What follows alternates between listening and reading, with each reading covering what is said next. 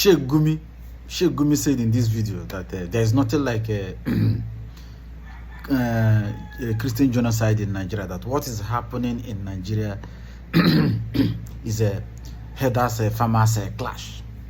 That America is coming to set up a base in Nigeria so that they can attack a Sahel region, so that they can have access, to undermine that Sahel region.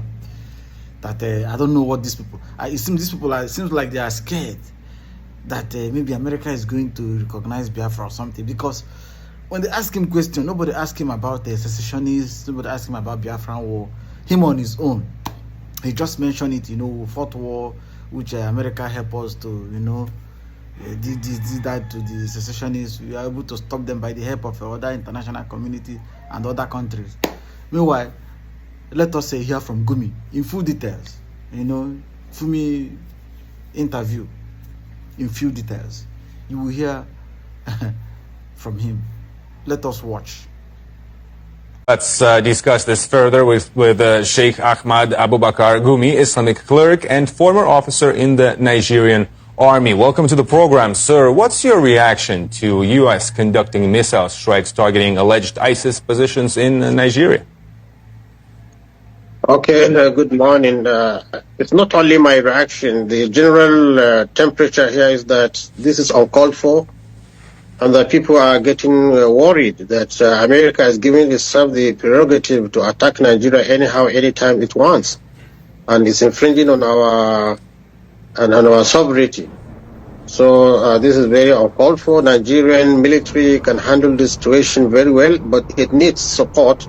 Support not from the direct attack and aggression from a foreigner on the country. Nigeria, we had a civil war in which many countries assisted Nigeria in quelling that rebellion.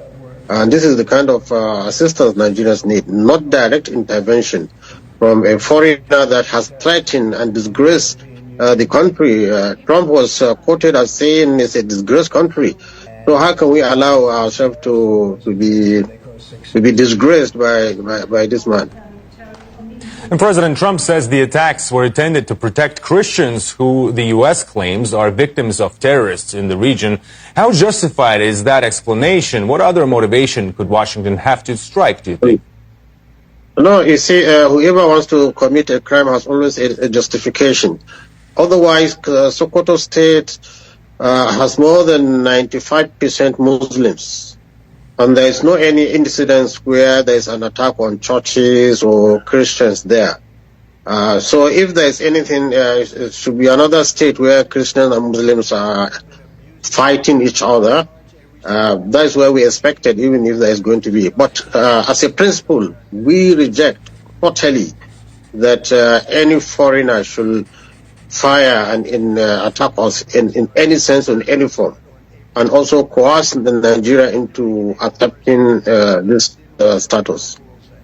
Judging by what you're saying, it does sound a bit dodgy, frankly speaking. And Trump warned Nigeria last month that if it didn't address the Christian security concerns, he would send in the military with, quote, guns a-blazing. What do you think about that statement? Look at it now. The Minister of Defense is a Christian. The Chief of Defense Staff, where all the security output is a Christian.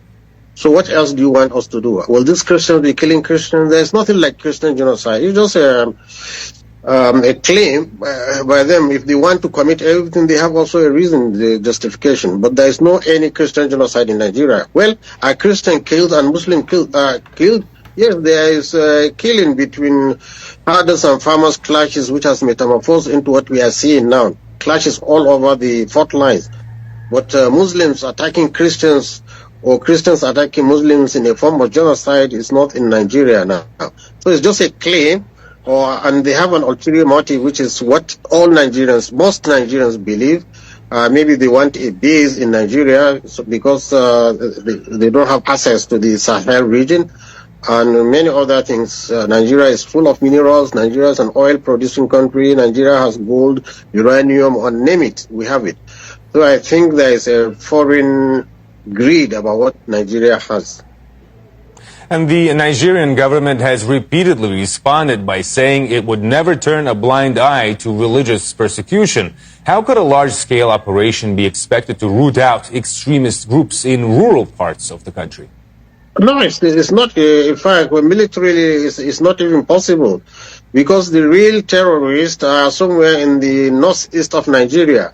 Now they will be hiding and getting themselves, because they have seen what America can do. It's not going to cure anything. It's only going to destabilize the nation.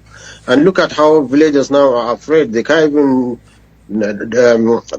they can't sleep in their villages. And it will come to a situation, if they continue like that, villagers would prefer even the terrorists than this big terror, dropping bombs and missiles on people's homes and people's land. And Nigeria has also confirmed that it's engaged in a security operation with the United States. What do you think about that cooperation, especially given the U.S. track record on eliminating terrorist groups in Africa?